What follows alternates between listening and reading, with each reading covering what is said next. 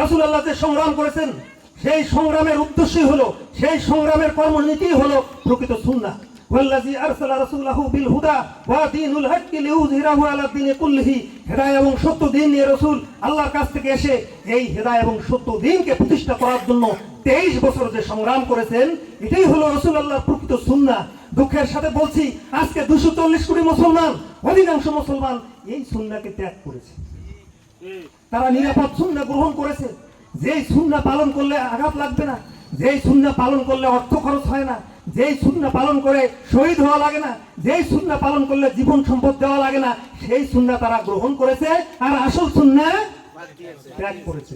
দুর্ভোগ এই জাতির। এজন্য 240 কোটি মুসলমান আজকে সারা দুনিয়ায় গোলাম জাতিতে পরিণত হয়েছে। এখন বাঁচার একমাত্র পথ আল্লাহর তাওহীদ, লা ইলাহা ইল্লাল্লাহ মুহাম্মাদুর রাসূলুল্লাহ। এই তাওহীদের রশিদে এমন ভাবে ঐক্যবদ্ধ হইতে হবে, করতে হবে। ওয়াতাসিমু বিহাবলিল্লাহি জামিআ ওয়া লা তাফাররাকু। আল্লাহর রশিকে এমন ভাবে ধরতে হবে, সাফান কান্নাহুম বুনিয়ানুম মারসুস, সীসা গলানো প্রাচীরের মতো ঐক্যবদ্ধ হইতে হবে, ঐক্যবদ্ধ করতে হবে। ঐক্যবদ্ধ কেন হবে? সংগ্রাম করার জন্য। সংগ্রাম কেন করবে? আল্লাহর দ্বীন প্রতিষ্ঠা করার জন্য। আল্লাহর দ্বীন প্রতিষ্ঠা কেন করবে? ইবলিসকে পরাজিত করে, সমস্ত প্রকার অন্যায় অশান্তি অবিচার দূর করে, ন্যায় সুবিচার মানবাধিকার প্রতিষ্ঠা করার জন্য। সেই কাজ আমরা বাদ দেই নাই।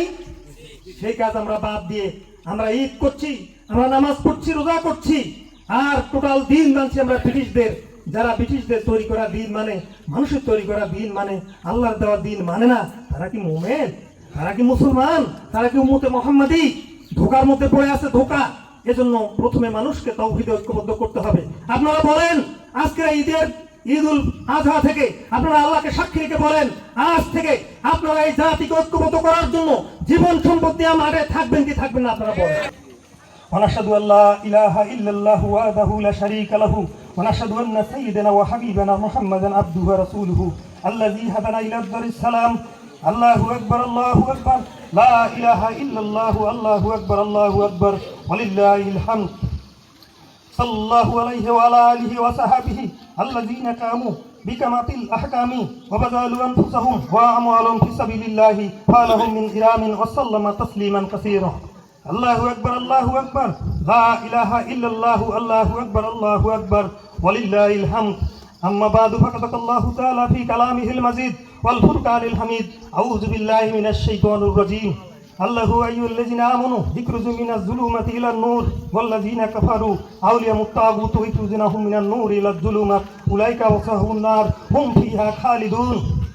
إن الدين عند الله الإسلام وما اختلف الذين أوتوا الكتاب إلا من بعد ما جاءهم العلم بغيا بينهم ومن يكفر بآيات الله فإن الله سريع الحساب. قل إن كنتم تؤمنون الله فاتبعوني يحببكم الله ويغفر لكم ذنوبكم والله غفور رحيم. قل إن الصلاة ونسكي ومحياي ومماتي لله رب العالمين